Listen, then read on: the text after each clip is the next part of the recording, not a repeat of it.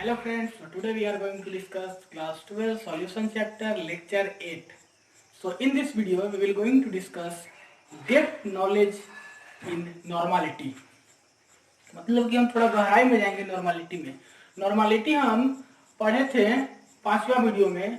वहां पर हम क्या देखे थे कि नॉर्मालिटी का फॉर्मूला देखे थे, नॉर्मालिटी का डिफिनेशन देखे थे।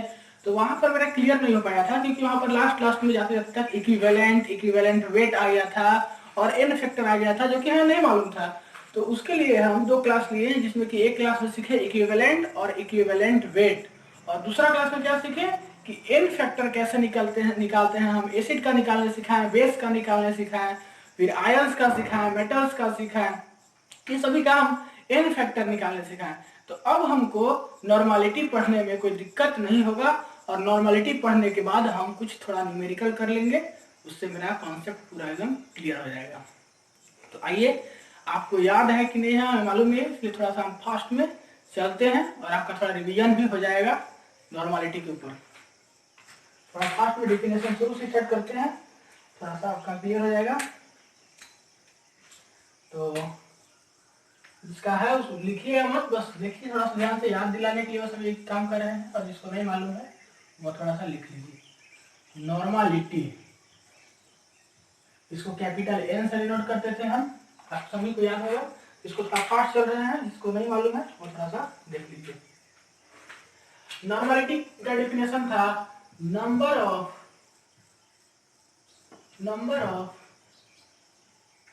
ग्राम equivalent of solute, gram equivalent of solute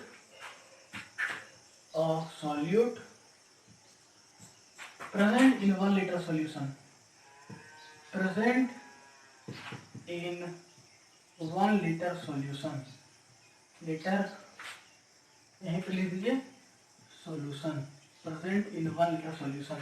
हम क्या बोले थे कि number of gram equivalent of solute present in 1 liter solution। अगर 1 ग्राम इक्विवेलेंट दिया हुआ है, अगर 1 ग्राम इक्विवेलेंट दिया हुआ है, इसका मतलब है कि 1 ग्राम इक्विवेलेंट प्रेजेंट है 1 लीटर सॉल्यूशन में। इसी तरह से अगर 10 ग्राम इक्विवेलेंट दिया हुआ है, मतलब कि 10 ग्राम इक्विवेलेंट प्रेजेंट है 1 लीटर सॉल्यूशन में। ये सब आपको मालूम है। और इसका फॉर्मूला हम बताए थे कि फॉर्मूला इसका होगा, नॉर्मालिटी का क्या फॉर्मूला होगा। नॉर्मालिटी को हम एन से डिनोट करते हैं। नॉर्मालिटी का फॉर्मूला होगा number of gram equivalent of solute present in volume of solution in litre, यही सॉल्यूशन होगा। और मेरा मेन फॉर्मूला भी यही है। भले ही हम छोटा छोटा फॉर्मूला ड्राइव कर रहे हैं क्योंकि न्यूमेरिकल्स बनाने में काम आएगा, लेकिन मेरा रियल फॉर्मूला, मेन फॉर्मूला जो बोला जाए वह यही है। और क्या देखे थे कि अगर हमको इक्विवेलेंट ऑफ सॉल्यूट निकालना है, इक्विवेलेंट ऑफ सॉल्यूट निकालना था, तो क्या फॉर्मूला लिखे थे, normality into volume of solution in litre. ठीक है, थोड़ा फास्ट कर रहे हैं क्योंकि ये सब चीज हम बता चुके हैं। ये चीज अब इक्विवेलेंट ऑफ सॉल्यूट निकालना था तो ये था। अगर हमको इक्विवेलेंट निकालना था, इक्विवेलेंट, तो इसका फॉर्मूला हम पढ़े थे कि weight in gram divided by equivalent weight. एक ये भी फॉर्मूला था। तो इतना को पहले जो नहीं लिखे हैं उसको लिख लीजिए, और जो लिख लिए हैं उसको बस देखिए, उसको मिटा के आगे चलते हैं। इक्विवेलेंट का formula wait in gram divided by equivalent wait. कुछ नया बात भी लेके आएंगे इसमें, जो कि आपको हम उसमें नहीं बताए थे। इक्विवेलेंट निकालने, अब वेट इन ग्राम बटा इक्विवेलेंट वेट। अब इक्विवेलेंट वेट अगर निकालना हो तो क्या हम बोले थे कि मोलर मास या molecular mass divided by N factor. क्या चीज, N factor, molar mass divided by N factor. ठीक है, क्या होगा, molar mass divided by N factor. तो यहां तक हम पढ़ लिए थे और हमें दिक्कत था कि इक्विवेलेंट किसको बोलते हैं, इक्विवेलेंट वेट किसको बोलते हैं, इन फैक्टर किसको बोलते हैं। क्या हमको इन फैक्टर निकालने में नहीं आता था, इसीलिए वहां पर हम रुक गए थे। लेकिन हम निकालने सीख गए इक्विवेलेंट वेट और इन फैक्टर पिछले 2 वीडियो में। जो नहीं देखे हैं वहां पर जाके देख लीजिएगा। उसके बाद देखिए आगे चलते हैं। ये हो गया। अब देखिए अगर इक्विवेलेंट वेट की जगह पे अगर इक्विवेलेंट वॉल्यूम निकालना हो, इक्विवेलेंट वॉल्यूम निकालना हो तो क्या होगा, molar volume divided by N factor, molar volume divided by N factor. और कहा जाता है कि अगर आप यहाँ पर थोड़ा देख लीजिए, अगर आप एट एसटीपी पे जाइए तो कितना होता है 22.4 लीटर।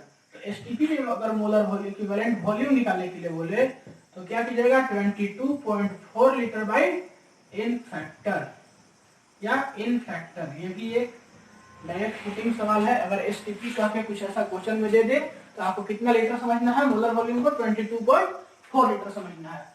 और फिर देखिए इसी तरह से अगर मोलर मास निकालने के लिए बोल दे, मोलर मास निकालने के लिए बोल दे, यहाँ देखिए ऊपर देखिए मोलर मास निकालने के लिए बोल दे तो क्या कीजिएगा equivalent weight into N factor, equivalent weight into N factor.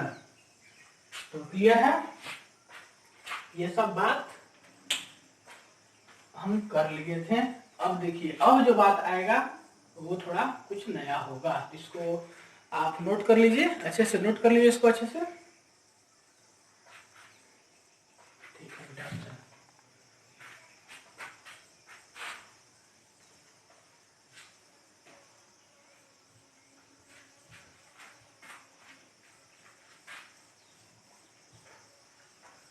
अब देखिए कुछ बात आएगी, नया बात।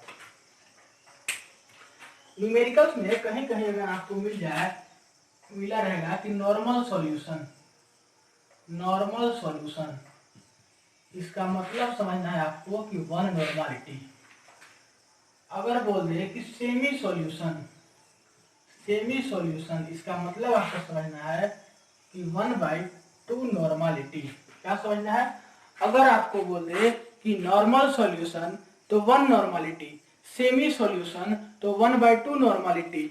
और अगर आपको बोल दे उसी तरीका से जो हम पीछे भी बता चुके हैं हर एक टर्म कंसंट्रेशन टर्म में कि डेसी सॉल्यूशन बोल दे, सेंटी सॉल्यूशन बोल दे, डेका सॉल्यूशन बोल दे, तो आपको समझ में आ जाना चाहिए। तो डेसी सॉल्यूशन बोल दे, क्या बोले देसी सॉल्यूशन, देसी सॉल्यूशन जाता है क्या, देसी सॉल्यूशन मतलब कि 1/10 normality. Centi solution, centi solution, इसका मतलब समझना है कि 1/100 नॉर्मालिटी। और अगर डेका सॉल्यूशन बोल दे, क्या बोले डेका सॉल्यूशन, आपको समझना है 10 नॉर्मालिटी। तो कुछ ये इंपॉर्टेंट बात थी, इसको लिख लीजिए। ये बात हम पिछले वीडियो में बात नहीं किए थे, और ये न्यूमेरिकल्स बनाने में थोड़ा कहीं ना कहीं इजी पड़ेगा, नहीं तो आपको पता ही नहीं चलेगा कि नॉर्मल सॉल्यूशन बोल रहा है इसका मतलब क्या है, सेमी बोल रहा है इसका मतलब क्या है, सेंटी बोल रहा है, डेसी बोल रहा है, डेका बोल रहा है, इसका मतलब ही नहीं मालूम रहेगा, तो आपको न्यूमेरिकल बनाने में थोड़ा दिक्कत हो सकता है। तो आइए अब एक दो छोटा छोटा बात देखते हैं। रिलेशन, क्या क्या देखेंगे, रिलेशन देखेंगे नॉर्मालिटी एंड मोलारिटी के बीच, relation between normality and molarity. क्या होगा, normality equals to molarity into N factor. ये होता है नॉर्मालिटी और मोलारिटी के बीच का रिलेशन। क्या होता है, नॉर्मालिटी एंड मोलारिटी के बीच का relation, normality equals to molarity into N factor. Suppose अगर आपको क्वेश्चन में मोलारिटी निकालने के लिए नॉर्मालिटी के साथ साथ मोलारिटी निकालने के लिए बोलेगा, अगर आपको नॉर्मालिटी मालूम चल जाए और जो कंपाउंड है उसका एन फैक्टर आपको मालूम है कि कैसे निकालते हैं, तो अगर ये चीज मालूम चल जाए तो शॉर्ट फार्मूला है मोलारिटी निकालने का, फिर हम क्यों जाएंगे लॉन्ग फार्मूला में। तो इसीलिए छोटा सा रिलेशन है कि normality equals to molarity into N factor. इसी तरह से एक और रिलेशन है, रिलेशन बिटवीन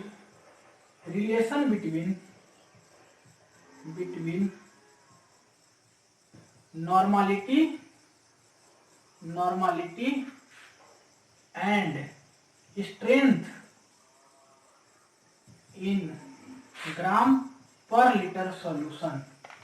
क्या है, रिलेशन बिटवीन, जैसे हम नॉर्मलिटी एंड मोलारिटी का एक रिलेशन निकाले, उसी तरीका से एक रिलेशन होता है normality and strength in gram per litre solution का।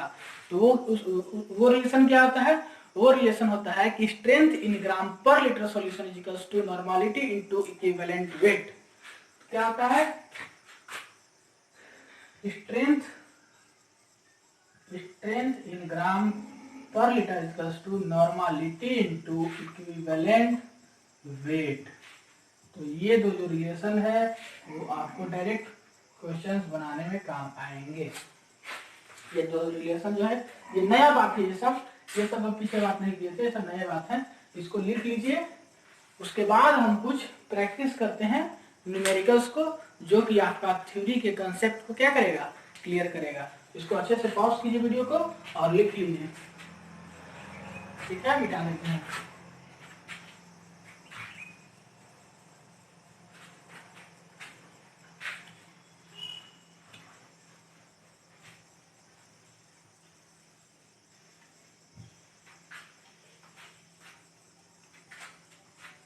अब थोड़ा मजा आएगा न्यूमेरिकल्स करने में।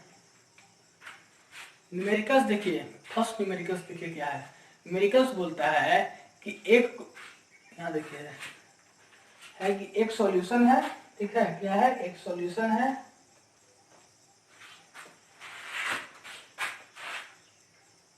एक सॉल्यूशन है जिसमें कि 5.88% वेट बाय वॉल्यूम दिया हुआ है। क्या दिया हुआ है? 5.8% weight by volume.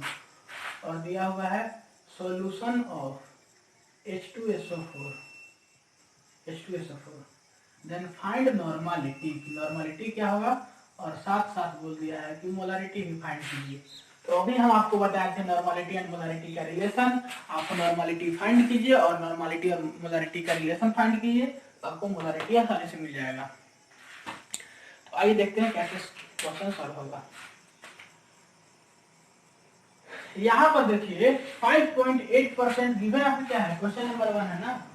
Question number 1 क्या है? क्वेश्चन नंबर 1 है। तो आपका गिवन क्या है? गिवन है 5.88%। क्या चीज? 5.88% वेट बाय वॉल्यूम दिया हुआ है। मतलब कि ये जो वेट, हम क्या समझते हैं 5.88% को? वेट आपको सबसे शुरू में कंसंट्रेशन टर्म याद होगा, तो हम लिख सकते हैं कि वेट ऑफ सॉल्यूट जो है वह दिया हुआ है कितना? 88 ग्राम। इसी तरह से हम निकाल सकते हैं कि वॉल्यूम ऑफ सॉल्यूशन दिया हुआ है, वॉल्यूम ऑफ सॉल्यूशन 100 ml। कोई एक सॉल्यूशन है H2SO4 का, तो वॉल्यूम कितना होगा? 100 ml होगा। अब देखिए नॉर्मलिटी का फॉर्मूला क्या होता है? नॉर्मलिटी का फॉर्मूला क्या होता है? नॉर्मलिटी का फॉर्मूला क्या होता है? नॉर्मलिटी का फॉर्मूला होता है number of equivalent of solute divided by volume of solution in litre. अब आपको इक्विवेलेंट फाइंड करना है और आपके पास गिवन है, मेंशन है वेट।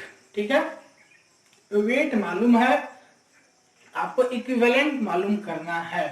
तो देखिए हम एक अभी रिलेशन तुरंत पढ़े थे ऊपर में कि इक्विवेलेंट इक्वल्स टू होता है weight in gram divided by equivalent weight. पढ़े थे, याद है?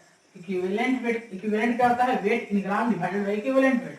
तो मेरा वेट तो मान लीजिए गिवन मेंशन है, लेकिन हमको इक्विवेलेंट वेट मालूम नहीं है। इक्विवेलेंट वेट का भी हम फार्मूला पढ़े हैं कि मोलर मास डिवाइडेड बाय क्या? इन फैक्टर। क्या पढ़े थे? मोलर मास डिवाइडेड बाय इन फैक्टर। तो इसको थोड़ा ऊपर लिखते हैं, देखिए यहाँ पर निकालते हैं इसको, चलो यहीं पर निकालते हैं। Weight in gram, equivalent weight क्या होगा? मोलर मास, क्या? Molar mass divided by n factor. Clear? तो molar mass divided by n factor. अब देखो यहां से इक्विवेलेंट इसकी वैल्यू क्या निकलेगा? वेट इन ग्राम दिया हुआ है 5.88 ग्राम मोलर मास होगा H2SO4 का, आप मोलर मास निकाल लिए तो होगा आपका कितना 98। और देखिए 98। अब आपको निकालना है एन फैक्टर। क्या एन फैक्टर? तो H2SO4 में दो हाइड्रोजन ऐसा है जो कि रिप्लेसेबल है। इसमें कितना बेसिसिटी है? एसिड का कैसे हम निकालते हैं फैक्टर, उसका बेसिसिटी। तो दो हाइड्रोजन रिप्लेसेबल है तो इसका बेसिसिटी कितना हो जाएगा 2। और जो बेसिसिटी होता है वही क्या होता है एन फैक्टर।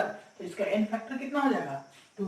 तो इसको कैंसिल कर दीजिए 49 हो जाएगा। यहाँ पे इक्विवेलेंट हमको मालूम चल गया। क्या इक्विवेलेंट जो है हमको मालूम चल गया। तो यहाँ पे हम पुट कर देंगे नॉर्मलिटी इज इक्वल्स टू क्या आ जाएगा number of equivalent of solute. तो 5.88 divided by 49 into volume of solution in litre.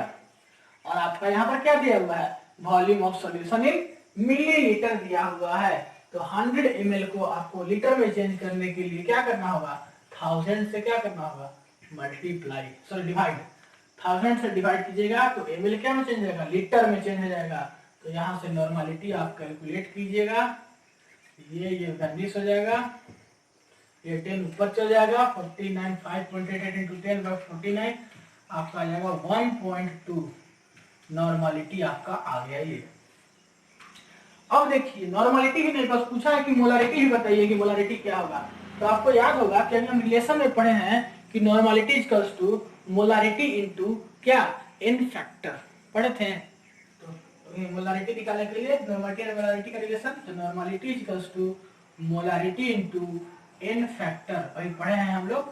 तो normality equals to molarity into N factor. तो नॉर्मलिटी आपका निकल गया 1.2 और मोलारिटी आपका कितना निकला सॉरी मोलारिटी निकालना है और एन फैक्टर कितना है एन फैक्टर है आपका H2SO4 का 2 ना। तो molarity equals to 1.2 divided by 2। Molarity जो है आपका आ जाएगा 0.6। तो आप नॉर्मलिटी भी निकाल लिए मोलारिटी भी निकाल लिए। और आइए एक ऐसा क्वेश्चन करते हैं जिसमें कि इक्विवेलेंट निकालने सीख भी जाए, वेट भी निकालने हम सीख जाए और उसके बावजूद हम स्ट्रेंथ भी निकालने सीख जाए। मतलब तीनों चारों का कॉम्बिनेशन एक क्वेश्चन अच्छा से देखते हैं। इसको पहले आप पॉज करके अच्छे से नोट कर लीजिए, इसको मिटा देते हैं, पॉज कर लीजिए अच्छे से नोट कर लीजिए। मिटाते हैं क्वेश्चन 2 देखते हैं।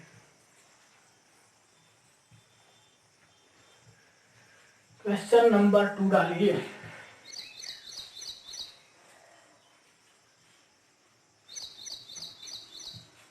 देखिए न्यूमेरिकल्स तो करना ही पड़ेगा क्योंकि न्यूमेरिकल्स थ्योरी का एक बेस होता है। क्वेश्चन नंबर 2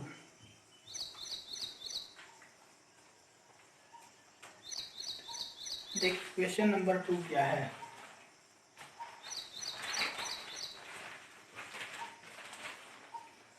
क्वेश्चन नंबर 2 होता है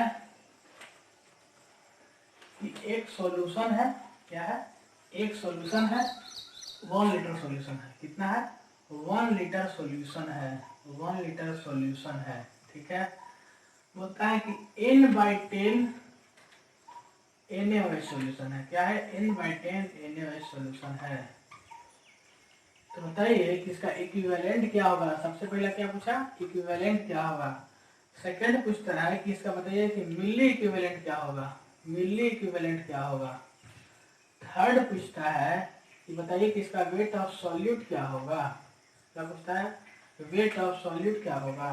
और पूछता है नेक्स्ट कि strength in gram per litre क्या होगा, strength in gram per litre क्या होगा। तो ये आप न्यूमेरिकल्स कर लीजिएगा तो आपको जो आप पीछे पढ़े हैं वो आपका थोड़ा क्लियर हो जाएगा। तो आइए देखिए कैसे बनेगा न्यूमेरिकल्स। इसमें सभी डाटा मेंशन है। देखो सबसे पहले आप क्या करो कुछ ज्यादा नहीं दिमाग लगा। सबसे पहले आप सोचो कि नॉर्मलिटी का फार्मूला क्या होता है। तो नॉर्मलिटी का जो फार्मूला है तो उसको सबसे पहले आप पुट कर लीजिए और उसके बाद से देखिए कि इक्विवेलेंट कैसे निकलेगा। सबसे फर्स्ट नंबर से बोलता है इक्विवेलेंट निकालने के लिए। तो सबसे पहले नॉर्मलिटी का फार्मूला क्या होता है वो लिख लो। Number of gram equivalent of solute, gram equivalent of solute divided by volume of solution in litre, यही फॉर्मूला होता है। तो आपको निकालना है इक्विवेलेंट। क्या निकालना है? इक्विवेलेंट। तो नॉर्मलिटी आपका यहाँ देखिए दिया हुआ है 1/10। क्या दिया हुआ है? 1/10, जो कि आपका क्वेश्चन में मेंशन है। अच्छे से देखिए 1/10, और आपको निकालना है इक्विवेलेंट। ठीक है, इक्विवेलेंट ग्राम इक्विवेलेंट निकालना है। वॉल्यूम ऑफ सॉल्यूशन देखिए यहाँ 1 लीटर मेंशन है, तो यहाँ पर 1 लिख देंगे। तो इक्विवेलेंट क्या हो जाएगा? इक्विवेलेंट क्या हो जाएगा? हो जाएगा 1/10, तो 0.01 हो जाएगा। क्या आ जाएगा? 0.01 है, 0.01 हो गया, 0.1 हो गया इसका इक्विवेलेंट। इसमें देखिए इक्विवेलेंट निकालना सीखा, पूछता है कि मिली इक्विवेलेंट क्या होगा। तो मिली इक्विवेलेंट निकालने में आपको कोई दिक्कत नहीं होगा, क्योंकि मिली इक्विवेलेंट निकालने के लिए क्या करेंगे? इक्विवेलेंट इंटू 1000 कर देंगे, तो आपका मिली इक्विवेलेंट निकल जाएगा। तो फर्स्ट नंबर तो आप ये चीज समझ गए। सेकंड का फर्स्ट, सेकंड का ए कर दीजिए इसको, सेकंड का बी देखिए मिली इक्विवेलेंट।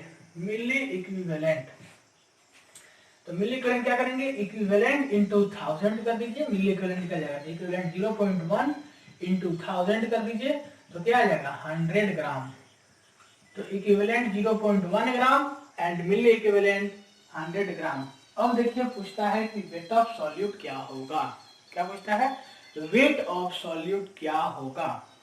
तो उसको भी निकालते हैं हम लोग। सबसे पहले इसको लिख लीजिए, स्पेस कुछ ले लेते हैं, ये तो समझ में आ गया होगा।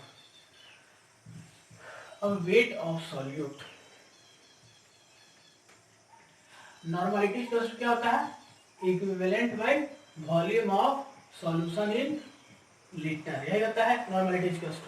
तो आपको इक्विवेलेंट, आपको वेट पूछ रहा है, तो वेट के लिए ऐसा क्या हम लिख सकते हैं क्या कि weight in gram divided by equivalent weight into volume of solution in litre लिख सकते हैं। तो वेट निकालने के लिए वेट बाय इक्विवेलेंट कर दिए। अब इक्विवेलेंट वेट निकालने के लिए हम क्या कर सकते हैं? Normality equals to weight by molar mass, क्या? Molar mass divided by n factor into volume of solution in litre, ऐसा कुछ कर सकते हैं। इसको यहाँ पर कर दीजिए, तो ऊपर हो गया volume of solution in litre. तो आप पुट कर दीजिए। देखिए थोड़ा समझिएगा, आपको लगता है थोड़ा फास्ट हो गया, लेकिन देखिए कैसे। नॉर्मलिटी इक्वल्स टू, तो ये फॉर्मूला होता है, ये तो हम अपने से नहीं लिखे हैं, ये फॉर्मूला होता है। ठीक है, आपको बोला कि वेट निकालिए, वेट ऑफ सॉल्यूट। आपको हम बताए थे कि इक्विवेलेंट से, हाँ, इक्विवेलेंट से वेट कैसे निकालें। तो इक्विवेलेंट निकालने के लिए फॉर्मूला होता है weight in gram divided by equivalent weight. तो वही हम लिख दिए कि weight in gram divided by equivalent weight. इसको लिखने से क्या फायदा हुआ कि हमको वेट एकदम के सामने क्लियर दिख गया। अब इक्विवेलेंट वेट तो हम डायरेक्ट पुट नहीं कर सकते हैं, इक्विवेलेंट वेट हमको निकालना होगा। तो इक्विवेलेंट वेट का क्या फॉर्मूला होता है? Molar mass divided by n factor. आपका नॉर्मलिटी दिया हुआ है, नॉर्मलिटी आपका दिया हुआ है कितना? 1/10 नॉर्मलिटी दिया हुआ है, पुट कर दीजिए। अब वेट कितना दिया हुआ है? वेट दिया हुआ है, सॉरी वेट तो फाइंड ही करना है। मोलर मास, NaOH का मोलर मास होता है कितना? 40। n फैक्टर होता है NaOH का 1, और volume of solution in litre दिया हुआ है 1। तो आप वेट यहाँ से क्या कीजिए?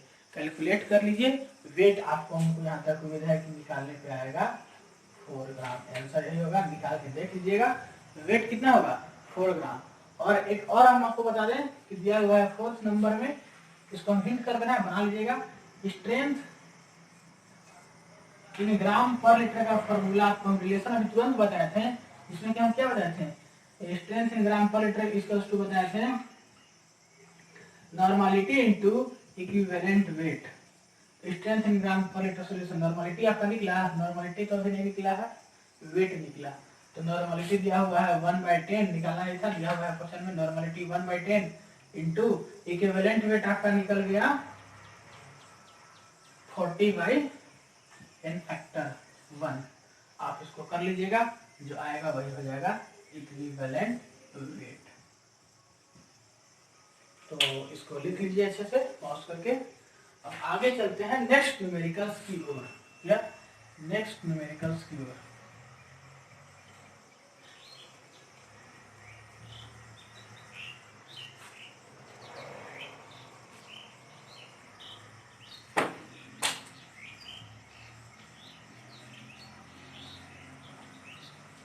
मार्कर खत्म हो गया वो।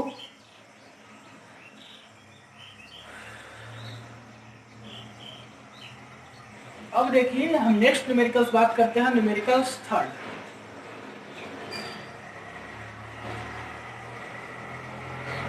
Question number third,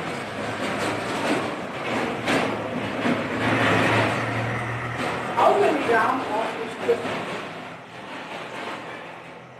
how many gram of how many gram of लिखिए, how many gram of H2SO4, how many gram of H2SO4 are present in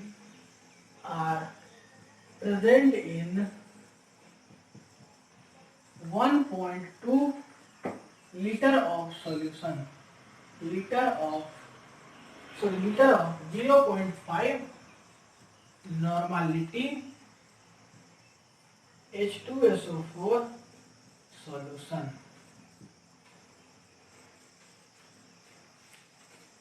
तो इसमें क्या फाइंड करना है, वेट फाइंड करना है।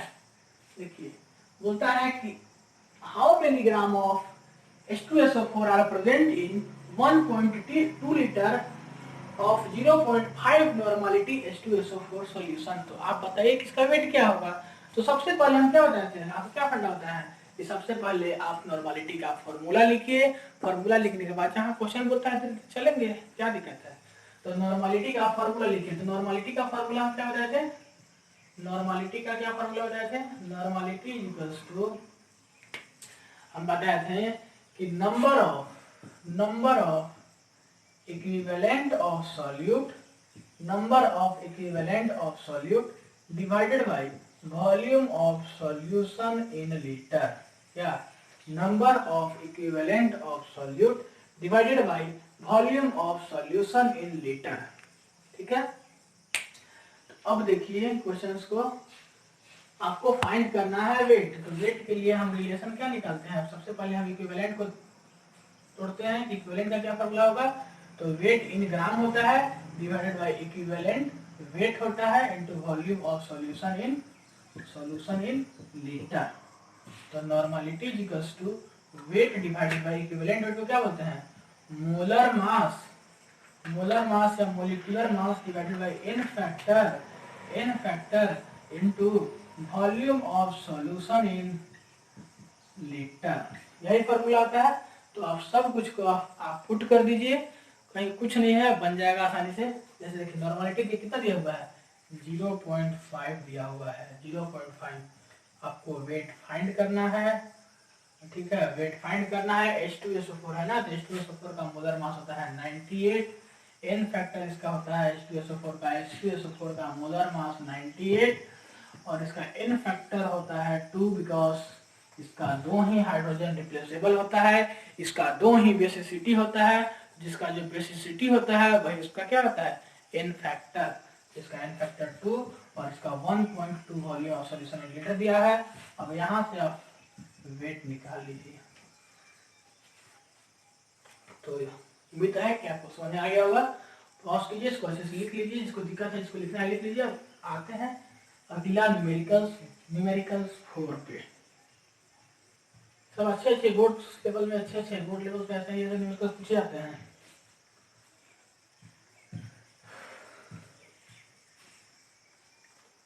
अब है क्वेश्चन नंबर 4।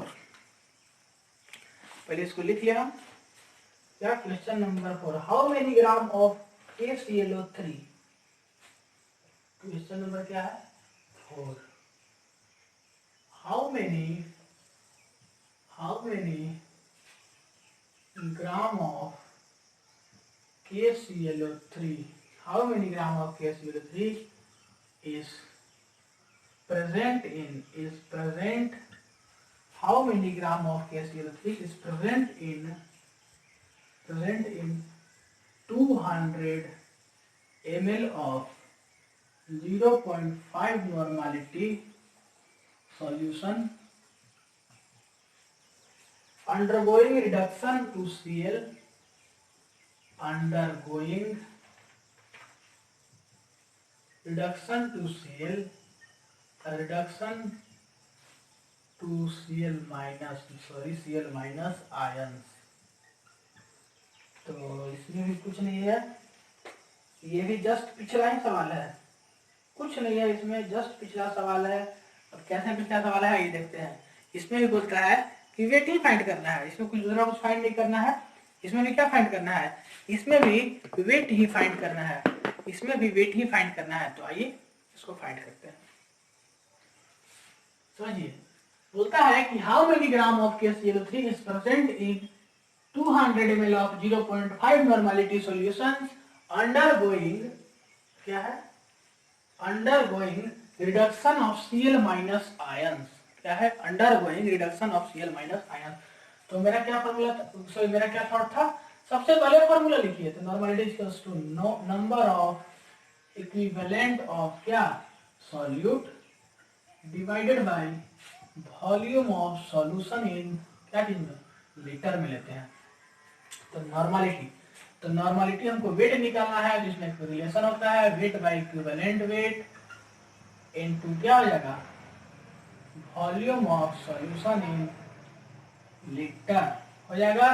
तो नॉर्मलिटी इसको ऐसे लिख सकते हैं, इक्विवेलेंट वेट को लिख सकते हैं हम मोलर मास या मोलिकुलर मास, क्या, मोलर मास या molecular mass divided by n factor into volume of solution in litre दिया हुआ है। अब जाइए, नॉर्मलिटी आपका क्वेश्चन में मेंशन है, कितना है, 0.5, ठीक है। वेट आपको मालूम करना है, मोलर मास इसका होता है क्या है, KClO3 है ना, KClO3 का मोलर मास होता है 122.5 होता है, 122.5 होता है, 122.5 होता है। और इसका वॉल्यूम ऑफ सॉल्यूशन देखिए यहाँ पर दिया हुआ है, क्या, वॉल्यूम ऑफ सॉल्यूशन 200 ml दिया हुआ है। तो 200 ml दिया हुआ है, वॉल्यूम ऑफ सॉल्यूशन किस में जाता है, लीटर में जाता है। तो 200 बाई उसका हम क्या कर देंगे, लीटर से डिवाइड कर देंगे। इसका n फैक्टर जो भी होगा लिख लीजिएगा, और कुछ नहीं करना है, 200 दिया है, इसको 1000 से मल्टीप्लाई कर दीजिए, यह लीटर में हो जाएगा। और यहाँ से वेट आप फाइंड कर लीजिए, इसका वेट फाइंड कर लीजिए, 20 पॉइंट कुछ होगा, समथिंग आएगा, 20 पॉइंट आएगा, साइज का आंसर आता है 20.42। तो इसको आप निकाल लीजिए, KClO3 है ना, ठीक है, इसका निकाल लीजिए। अब हम बात करते हैं आगे, अब क्या बात करते हैं आगे का। तो अब हम नेक्स्ट बात करते हैं कि वहां कंसंट्रेशन टर्म, आपका कंसंट्रेशन टर्म नॉर्मलिटी से रिलेटेड न्यूमेरिकल्स खत्म हो गया। अब कुछ हम इंपॉर्टेंट बात करते हैं कि normality in case of dilution and concentration. क्या चीज, normality in case of dilution and concentration. तो डाइल्यूशन एंड कंसंट्रेशन के टर्म में क्या होगा नॉर्मलिटी। तो N1V1, देखिए कोई एक सॉल्यूशन है N1V1 क्या, और इसको आप अगर डाइल्यूट कीजिए, आप इसको डाइल्यूट कीजिए या इसको कंसंट्रेट कीजिए, फाइनल सॉल्यूशन जो देगा वह N2V2 देगा। और इसमें सबसे खास बात क्या है, इसमें आपका number of equivalent of solute before dilution जो होगा उसके इक्वल होगा number of equivalent of solute after dilution. मतलब कि किसी भी सॉल्यूशन में आप डाइल्यूशन कीजिए, उसके डाइल्यूशन कीजिए या कंसंट्रेशन कीजिए, जो उसका इक्विवेलेंट होगा डाइल्यूशन से पहले का या बाद का, दोनों क्या होगा, एक दूसरे से इक्वल होगा।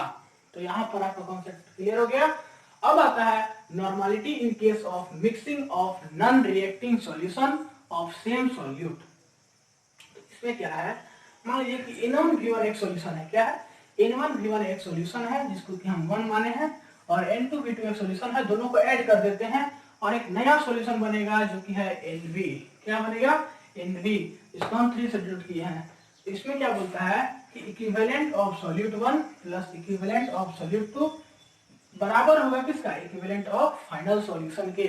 और इसमें जो वॉल्यूम होगा वह टोटल वॉल्यूम कैसे निकालेंगे, तीनों को ऐड कर देंगे, क्या, इसका volume V1 plus V2 plus V3 या V4 5 V6 जितना होगा इसमें कोई लोचा नहीं है, वॉल्यूम निकालना होगा तो V = V1 + V2 + V3।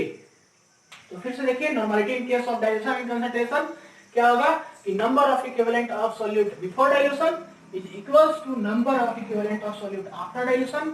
और यहाँ पर देखिए फिर next normality in case of mixing of non reacting solution of same solute में क्या होगा कि जो दो यहाँ पर तीन भी हो सकता है, इसके लिए चिंता ना करना है, 1 2 3 कितना भी रहे, मतलब कि equivalent of solute 1 plus equivalent of solute 2 plus equivalent of solute 3 plus equivalent of solute 4, जितना भी इक्विवेलेंट ऑफ सॉल्यूट हो सबको ऐड करेंगे तो सम टोटल किसके इक्वल आएगा, final solution equal, final solution के ही इक्वल आएगा। तो यहाँ पर करते हैं और वॉल्यूम निकाल रहा होगा तो हम सबका वॉल्यूम को क्या कर देंगे, ऐड कर देंगे। तो इसको पॉज करके अच्छे से लिखिए। अब हम नेक्स्ट बात करते हैं एसिड एंड बेस के केस में।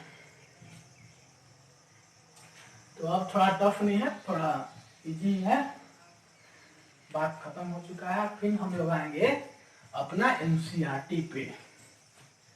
क्या पे आएंगे, एनसीईआरटी पे। एनसीईआरटी पे हम आएंगे, ठीक है। अब आते हैं कि normality in case of mixing of acid and base. Last topic है, क्या है, normality in case of mixing of acid and base,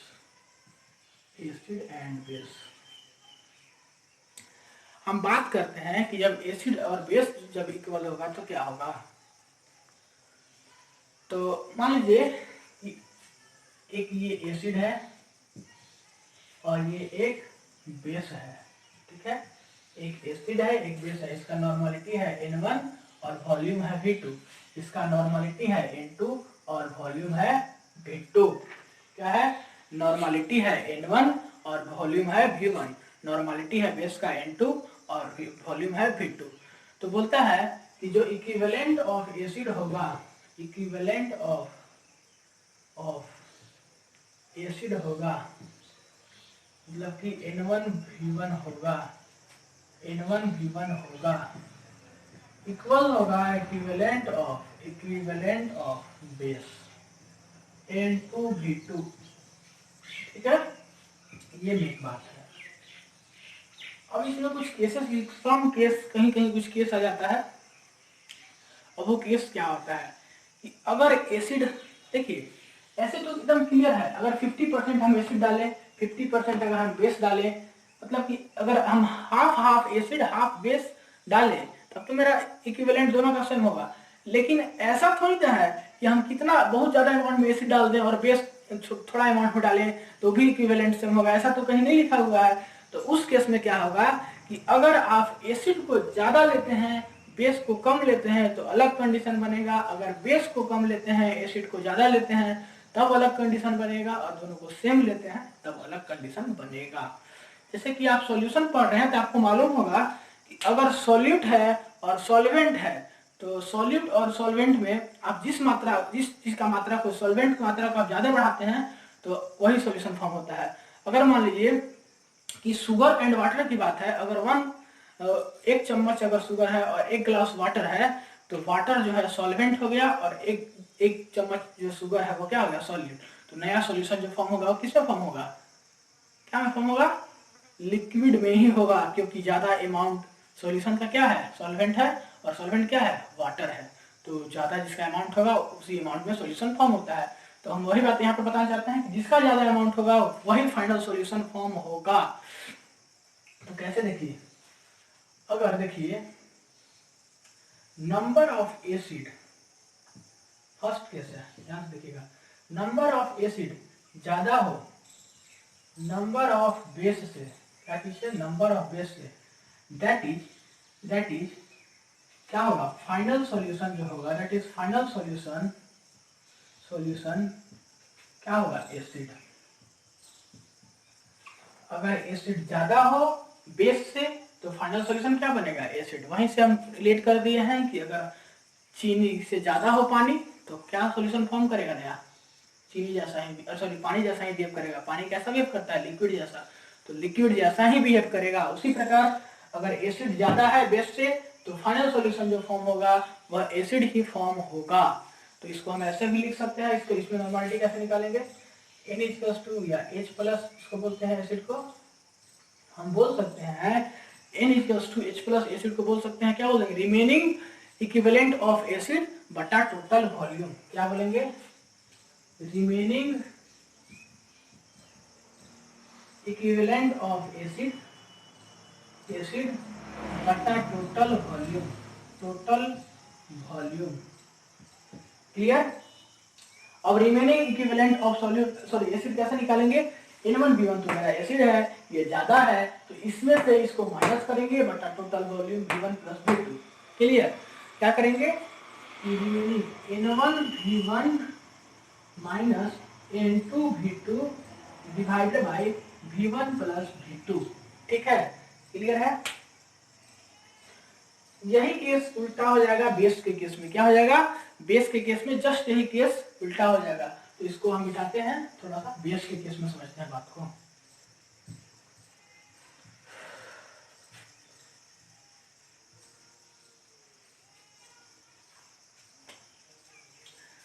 second number देखिए, अगर नंबर ऑफ बेस ज्यादा हो जाए,